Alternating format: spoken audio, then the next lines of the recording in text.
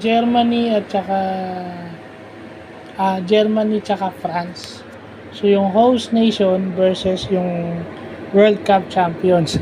Well, sabi nga nung iba parang gusto raw lutuin ng referee yung laro kagaya nung ginawa sa Japan. Well, nakita na siguro ng ano yun. Nakita na siguro ng Germany yun dahil nauna yung laro eh. So, naglaro lang yung Germany ng dapat nilang laruin. No? They hit their 3-point shots, no?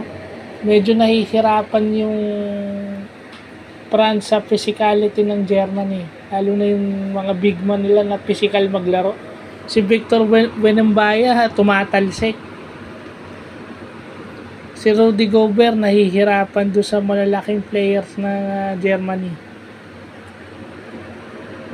Lalo na nung huli, parang napagod na si Gobert, hindi na masyado effective. So, yun lang yun. Pinakita lang ng Germany kung bakit World Cup champion sila o yung FIBA champs. So, yun lang po.